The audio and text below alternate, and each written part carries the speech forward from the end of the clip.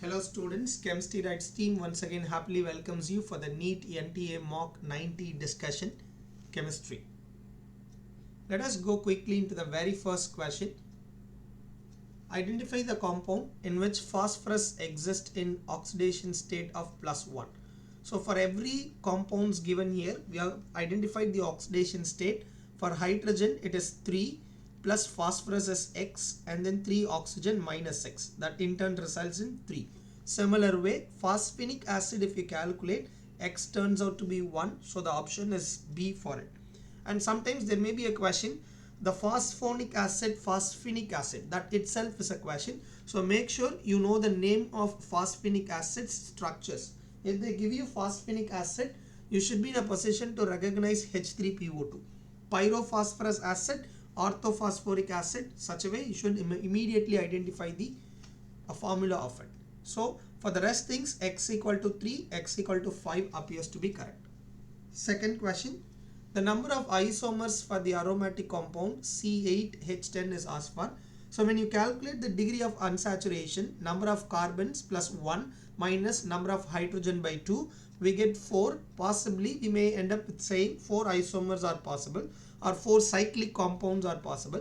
So therefore one is we can say ortho derivatives, meta derivatives and then para derivatives. So ortho, meta, para, then I can say ethyl as a substituent. So therefore altogether the number of isomers that it appears is for the aromatic compound is 4. They have clearly mentioned here that it is an aromatic compound. So therefore it is 4. Third one, acetamide when heated with the PCl5. So acetamide when it is heated with the PCl5, this oxygens will be removed and the 2 oxygen will be replaced by 2 chlorine. Okay, so this is what we call it as a product. So that is appeared in the third one. Fourth one, least resonance stabilized. The other molecules, like for example, if we take option A, it takes aromatic character because the lone pair of electrons, any one of these 2 lone pair of electrons are involved in the resonance. So therefore that causes resonance stability. Moreover, because of that resonance, it gets Huckel's rule. So aromaticity is achieved because of that localizations. Here also same way there are 3 bonds, alternate single bond, double bonds, which is aromatic in character. But something you have to understand here that the electrons, lone pair of electrons are not here involved in the localization. And then coming to the third one, there is a conjugation missing. At the same time, there is a carbon which is connected to 2 methyl groups where there is no conjugation. Conjugation is found to be missing and there will not be merely any aromatic character, and it is also will not have any resonance because of conjugation missing. So therefore automatically we can come to a conclusion that it is least resonance stabilized. So and D, of course we all know benzene is more resonance stable. So therefore option C appears to be a least resonance stabilizing structures. And the fifth one, the IUPAC name of the compound is asked for. Alkene must be given priority. So therefore we may say the first carbon and then next second carbon, and this is third carbon. At the third carbon we have got 3 locants. One is methyl, the another one is also methyl. There are 2 locants. So 3, 3 dimethyl. So therefore we can say 3, 3 dimethyl. And since there is 4 carbon, parent atom is but. So but-1-ene must be the name. So that is found in option C. And the sixth one, the structure of H2O2. The structure of H2O2 is an open like book structure. So therefore that is not in one single plane. This OO will be in one plane and then hydrogen will be above the plane and this hydrogen will be below the plane. So therefore what we may say on this is it will have a non-planar structure like open book like structure. So therefore B appears to be the correct answer. And seventh one, zone refining is a technique used primarily for which process is asked for, and it is mainly used for the purification process, not for sintering or tempering or alloying process. So the options that appears to be correct again here is D. And it is used for semiconductors like silicon, germanium and then gallium. So sometimes there may be a question, which of the following methods that the silicon, germanium, gallium can be refined. So in that case the zone refining can be framed as an option. So be sure or make sure you know the semiconductor devices are purified using this method. Question number 8, ethyl isocyanide on hydrolysis in acidic medium generates what type of compound. So in isocyanide in acidic medium, that too in hydrolysis, 1 mole of water and another mole of water if it is added, it forms amine, and then finally it also results in acid. So therefore the correct option that matches is ethylamine and then methanoic acid. And conductivity of strong electrolyte, and for strong electrolyte we can say it increases on dilutions slightly. So this is how the curve will be appeared, whereas the curve for weak electrolyte will be appeared something like this, where we cannot extrapolate it and it goes almost parallel to the line. So therefore the limiting molar conductivity cannot be calculated. This is the limiting molar conductivity for the strong electrolyte. But whereas in this case for weak electrolyte we cannot identify because the line goes very parallel. So this is for strong electrolyte Se and this diagram is for weak electrolyte. So the weak electrolyte limiting molar conductivity cannot be calculated. It is calculated using the law called Kohlrausch law. So this is also another added informations. I feel you must know it. So therefore the question number 9 option A, increases on dilutions slightly, appears to be the correct answer for it. Question number 10. Hybridization of a central atom is affected when ammonia is changing into NH4 plus. It results in sp3. There is no change in the hybridization. How to predict that hybridization? That is, we can identify using the formula H equal to 1 by 2. V stands for valence electron, M stands for monovalent group, C stands for charge of the cation, A stands for charge on the anion. So in ammonia molecules we may say there are it belongs to group 15th elements. So therefore we can say it is possessing 5 valence electron, and there are 3 monovalent hydrogen groups, and there is no cationic charge and then no anionic charge. So we may say it is 8 by 2. So it is going to be 4. We may say it results in sp3. If you count, you have to get 4. 1 s orbital and then 3 p orbitals, so that it is getting sp3. Even NH4, if you calculate, NH4 plus 1 by 2, valence electron for nitrogen is 5, and there is 4 monovalent group, and there is a charge of the cation here which is plus 1. So the charge of the cation must be subtracted, so minus 1, and there is no charge on the anion. So therefore it is we can say 9 minus 1, again 8 by 2, that is going to be 4. Again it results in the same hybridization. So there is no change in the hybridization of the central atom for option A. But when it takes to the second one, and it is sp2 to sp3, we can find out for aluminum hydrate, half 3 is for monovalent valency of the group, and then there are 4 valence electron. AlH3 is 3 monovalent group in this case, and then no cationic charge, no anionic charge. Whereas for AlHF4, the monovalent group is 4 and there is no charge on the cation. Charge on the anion is minus 1, so that should be written here as plus anion. So therefore plus 1, that results in 4, so sp3. So there is a change in the hybridization from sp2 to sp3. So here we may say that there is a change in the hybridization for AlH3 from sp2 to sp3. So since there is a change, and that must be the answer. So aluminum hydrate changes to AlHF4 minus. 11th one, temperature of nitrogen, 20 liter of nitrogen was increased from 10 Kelvin to 30 Kelvin.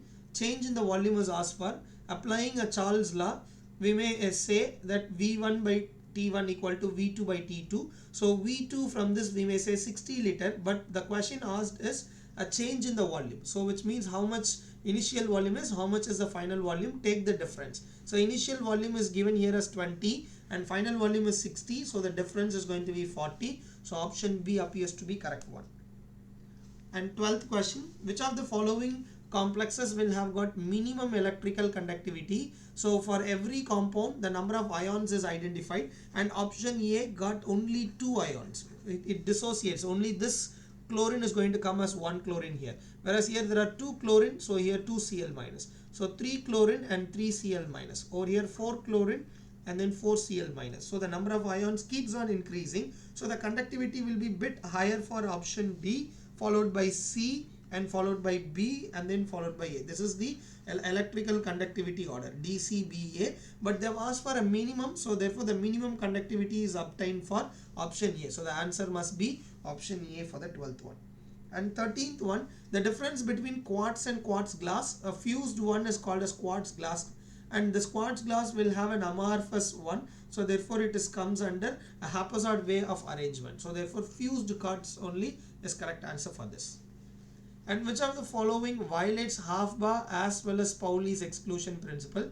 So here in this case, before the 2s is getting filled, the 2p orbitals are filled, therefore it violated a half-bar principle. And the 2 electrons here possess the same spin, again it violates a Pauli's exclusion principle. So both the cases are violated in that particular option, so that is option is C. And 15th question, hexachloroethane, it is also called as artificial camphor, and it is like 3 chlorine in 1 carbon and another 3 chlorine in the another carbon. So therefore hexachlorine ethane is also called as artificial camphor. It is a memory based question. If you have not exposed before, at least from now you try to expose this one.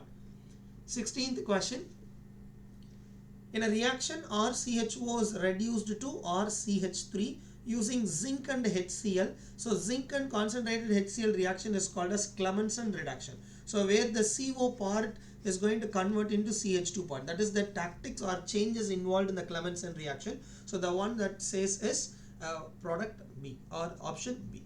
17th one, reaction with the HI, when the oxygen is binded with the phenyl ring and this oxygen electrons lone pair will be involved in the resonance. So thereby there will be a double bond character and breaking of this bond will be quite difficult. So this bond will never cleave. So instead this particular bond only is getting cleaved. So therefore a hydrogen is getting added here and then I will be there. So this we can call it as aralkyl ether, aromatic alkyl ether. Both the groups are present. So it is also called as aralkyl ether. When you try to hydrolyze aralkyl ether, definitely one of the product obtained will be phenol.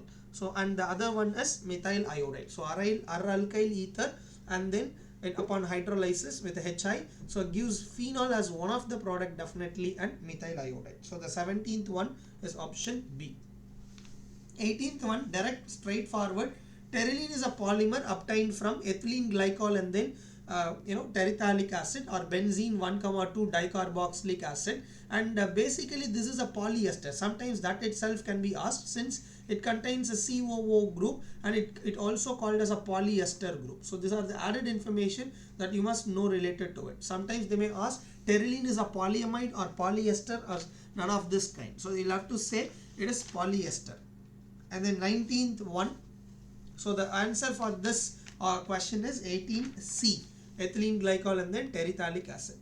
19th question, aspirin is chemically, it is 2-acetoxy-benzoic acid. So this is what we call it as aspirin, but we can also say from a salicylic acid COOH, OH, 2-hydroxybenzoic acid is what we call it as a salicylic acid. From the salicylic acid, in the second position, the acetyl group is introduced instead of hydrogen. So it is also called as acetyl salicylic acid. So 19th C is the correct one. Question number 20, very easiest one, IUPAC name of the compound. So potassium, no need to say tetra potassium, that will be identified or inferred from the oxidation state of iron. And then there are 6 cyano, so hexacyano, and then ferrate. So the ferrate, because the entity is negative, so the metal has to end with 8 and oxidation state is 2, so therefore ferrate 2. So the option that it exactly matches here is C. 21, for the combustion of N-octane, and they're asking for how the delta H and delta U is related, and very easy way you can write the combustion reaction of octane. Octane being an alkane, it comes under the general formula CnH2n plus 2, and where the number of carbons are 8, and therefore automatically when you substitute N as 8, then hydrogen is going to become 18.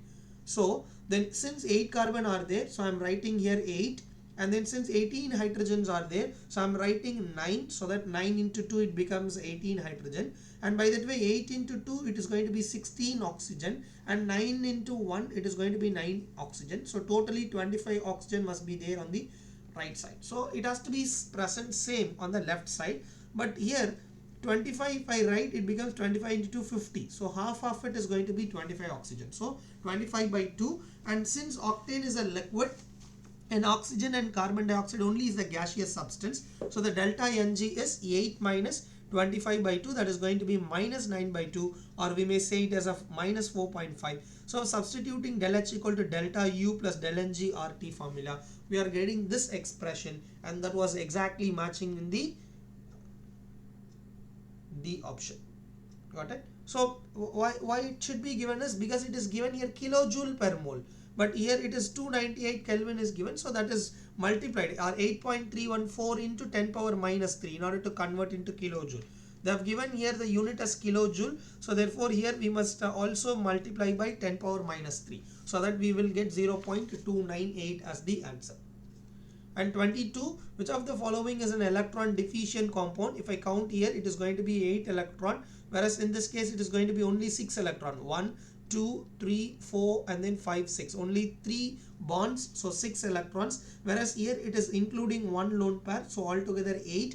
In the case of iodine, iodine is the central atom in ICl, the lowest electronegative atom, so it is also going to have a 2, 3, 4, 5, 6 and then 7, 8. So all has got an 8 electron, but deficient is with only BCl3. It has got only sextet of electron, which is of 6 electron it has possessed. So the answer that it should match over here is, so BCl3, option B has to match. So next 23. The IUPAC name of tertiary butyl alcohol, very easiest question. So 2-methyl propan-2-ol. You have to number like this in a hurry-burry manner. You should not go by numbering this way. This is a wrong numbering. So this is most of you will go for this way of looking at the structure. So it's a very wrong structure. You'll have to say 2-methyl propan-2-ol. So that is found in option D. So 23, option D appears to be correct. And in 24, isomers which can be converted through the carbon-carbon rotations or rotation through a single bond. Here there is a carbon-carbon and this bond can be rotated, and when this bond is rotated we may get this type of one. Let's say this is a front carbon and this is a back carbon and attached to 3 hydrogens, it gets rotated. So when it gets rotated, automatically we will result in this type of structure. So again, when we revert it back, we will get back the structure, and this type of one is called as conformational isomer or conformers or rotational isomers. So therefore 24, option B appears to be the correct one. And for 25, Hg2 plus or Hg plus, okay, Hg2 plus, a solution contains Hg2 plus. Hg2 plus is simply, we can write it as Hg plus because that exists as isomer. So the solution is containing mercurous as well as mercuric, and that particular solution gives green precipitate with the Ki. So the solution that gives green precipitate with the Ki is going to be a Hg2 plus. So therefore that options it matches is it contains Hg2 plus. So which of the following is incorrect is asked for. So if it is an incorrect and this is a correct, actually this is a correct, Hg2 plus it has. So therefore it contains Hg2 plus may not be the case because it gives a red precipitate rather than green. So this is, I can say it is an incorrect statement. So that must be the answer for it. With ammonia, it gives a black precipitate. That is also correct statement. So therefore Hg is giving rise to black one. With NaCl solutions like chloride, when it forms, it gives a calomel white precipitate. So that is also appears to be correct. So the correct answer that it exactly matches is it contains Hg2 plus. So which is mercuric is a wrong answer. So therefore that's an incorrect. So make sure when they ask for correct or incorrect, accordingly you try to answer. Next 26, 100 ml of 5 molality H2SO4 and then 100 ml of 8 molality sulfuric acid of so and so density is also given, and those two are mixed and there is no final increase in the volume. This 100 plus 100, only 200 will be the final volume of the resulting, no more increase. So therefore what is the molarity of the resulting mixture? So therefore we will identify the molarity relationship. So the molarity can be written as molality into density into 1000 by 1000 plus molarity into molecular weight of the solute. So m2. So using that formula, for the first case we are identifying these two are mixed. When I mix with this one, for the first case I am converting into molarity, so 3.33 molarity. For the second case, which is 100 ml of 8 molar sulfuric acid, the molarity is obtained as 5.66. So therefore 100 ml of 3.33 and 100 ml of 5.66, when it mixed, final volume is 200. So the resulting molarity is going to be 4.5. So therefore option C appears to be one. So I will say this type of question is a very important one, and a very problematic area which you feel is forgetting about the formula. So you try to remember the formulas, so which you can easily write it. And 27, benzene diazonium chloride in aqueous solution decomposes into what? So therefore the question says the reaction follows first order.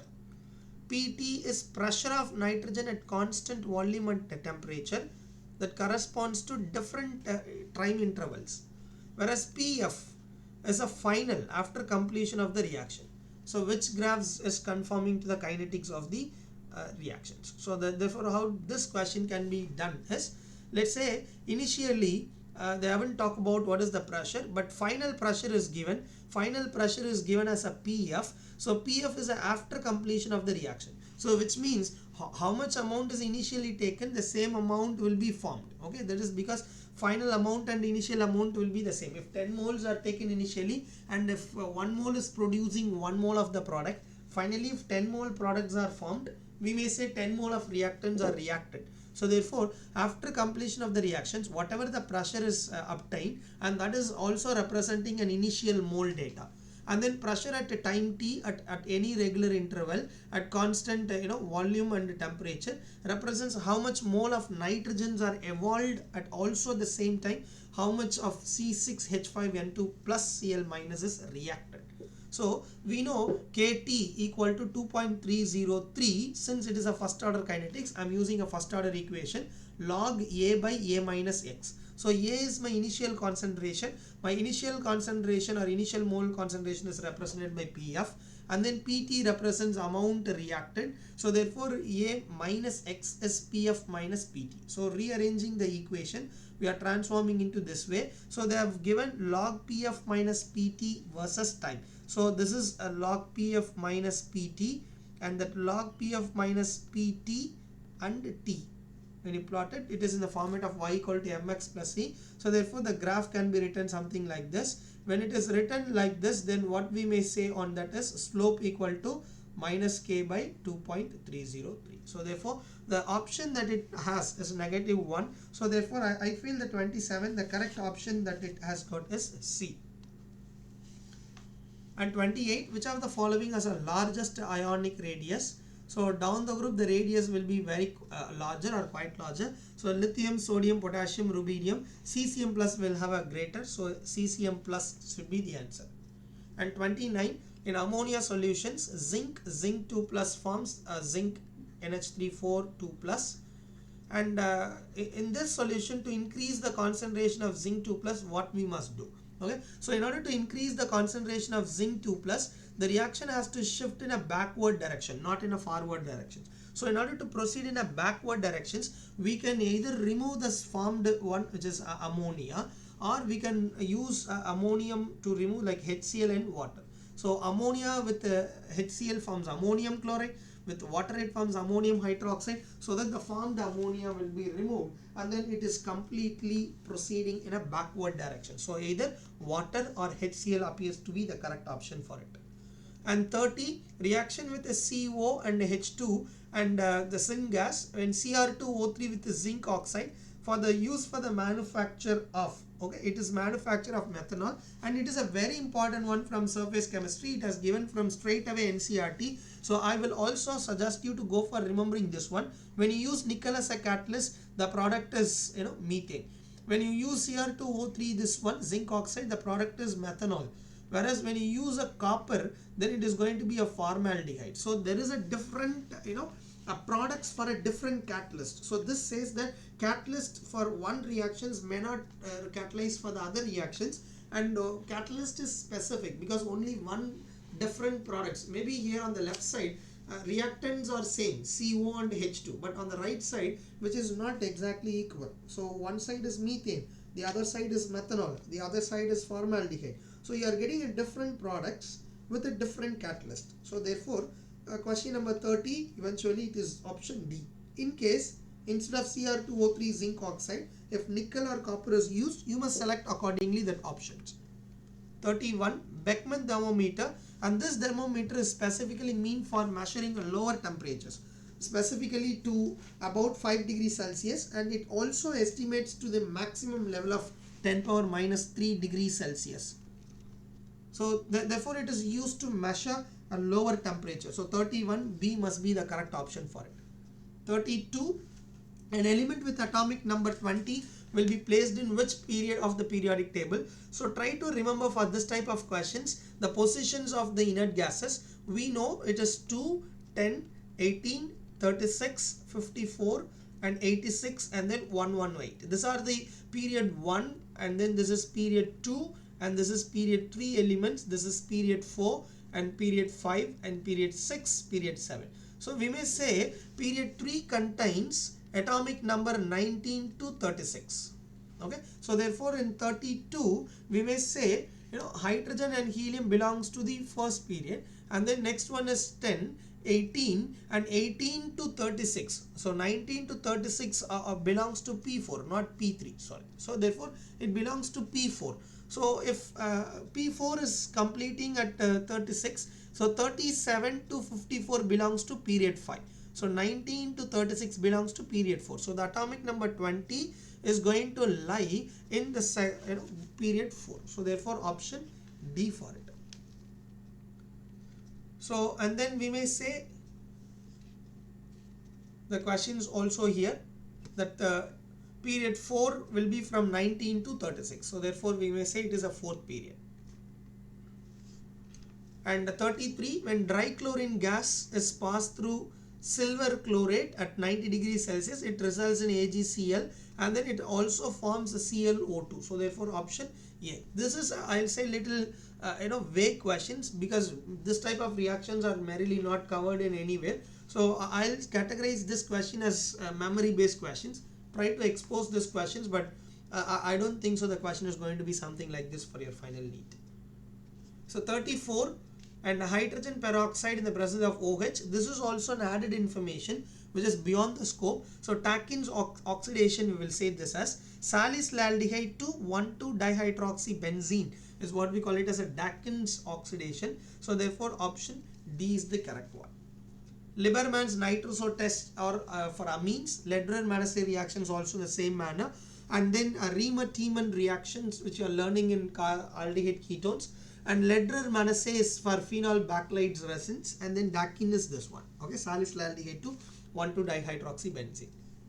And then 35, the number average molecular mass and then mass average molecular mass is asked for. So therefore this can be polydispersity index is calculated using a MW bar by Mn bar, mass average by number average. So 40,000 by 30,000 is giving me greater than 1. So therefore it is a polydisperse. If it is 1, we may say it's a monodisperse. So the option for 35 is appear to be B, greater than 1. And 36, IUPAC name, both double bond and triple bond is at the terminal. So we should give priority to ene. So this is a ene, double bond, and whereas here it is an ine. So when comparative with the ene and ine, so E comes first in the alphabetical order. So we should give priority to double bond. So therefore the double bond is started with the very first number. So 1, 2, 3, 4, 5. So 2 methyl pent 1 ene 4 ine. So that is found in the option A. So 2 methyl pent 1 ene 4 ine. And then 37. 37 says this question is also asked in various NTA. So I feel this question is sometimes can be reflected possibly for your final NEET also. So go through once again this question carefully. So H2O2, though it has got very high dipole moment than water, but it is not used as a solvent because it undergoes thermal decomposition. Even a trace quantity of impurities itself is enough to cause the decomposition of hydrogen peroxide. So therefore it must be added with inhibitor or some like brown colored bottles it must be stored. So the H2O2, once it decomposes, it undergoes very readily and it can act as an oxidizing agent because of that nascent oxygen. So for various chemical reactions. So therefore hydrogen peroxide is not much preferred as a solvent. So therefore option D, because it dissociates easily and acts as an oxidizing agent for other chemical reactions.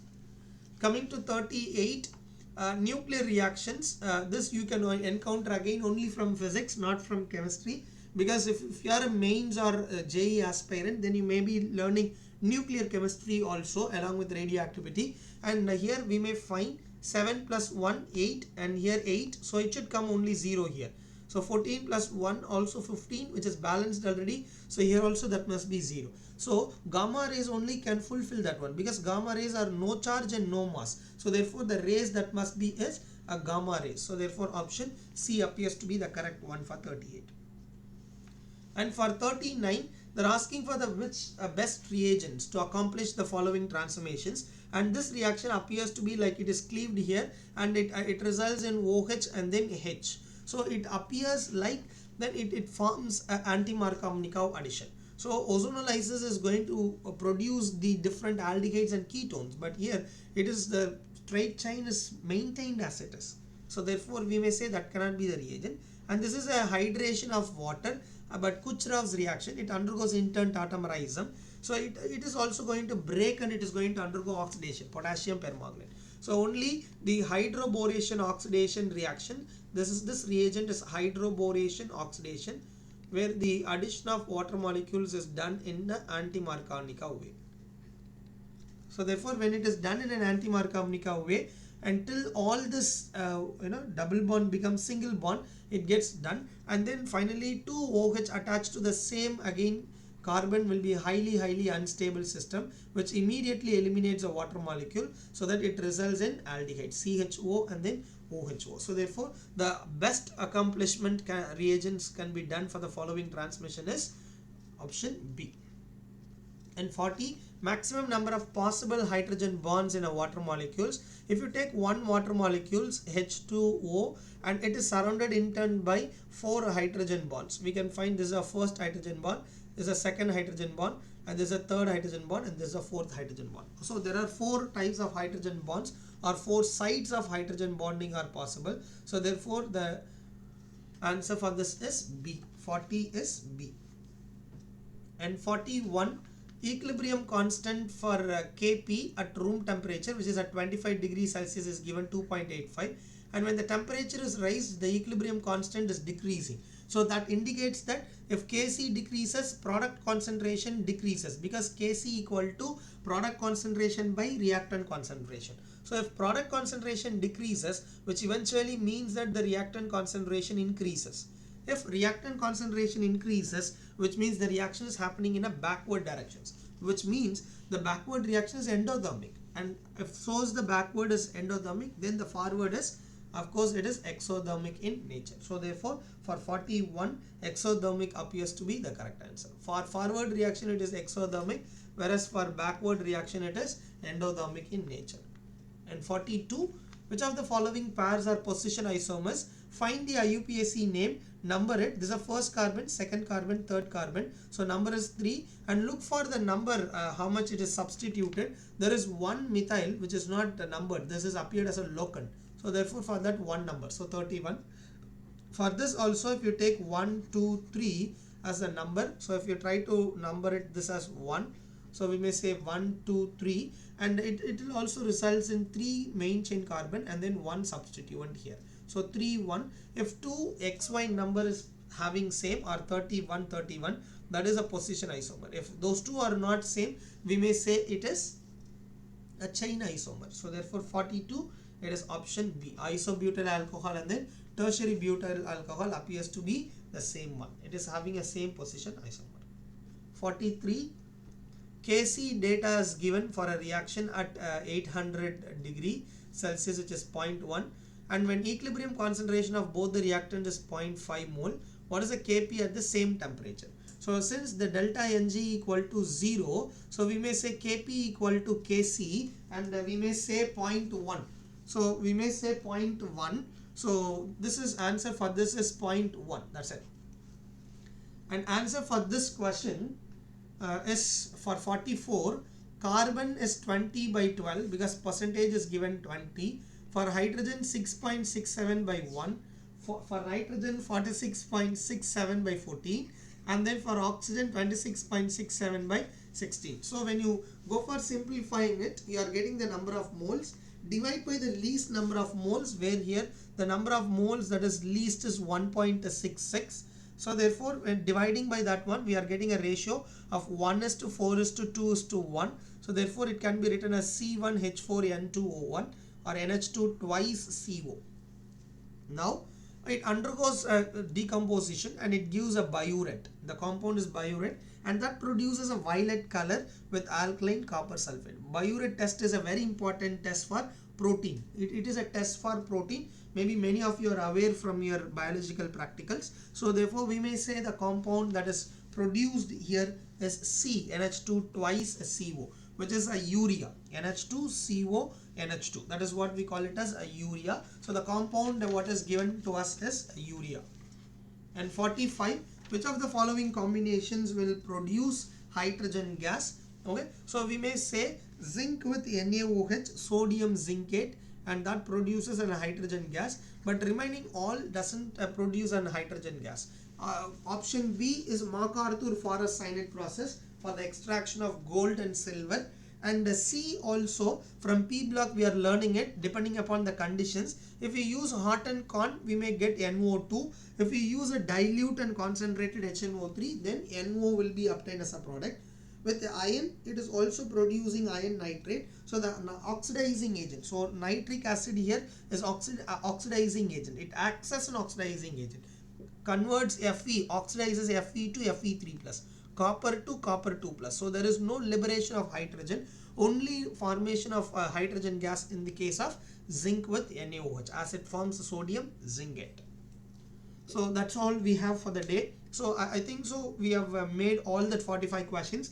So please meticulously go through all the questions. So far the Chemistry Rights team has helped you from NTA 84 mock test to 90 as of now. So almost 6 neat complete mock test paper is discussed. So make sure you thoroughly revise almost all these questions. Around 250 questions has been discussed so far. That I think so definitely it helps and boosts your confidence level.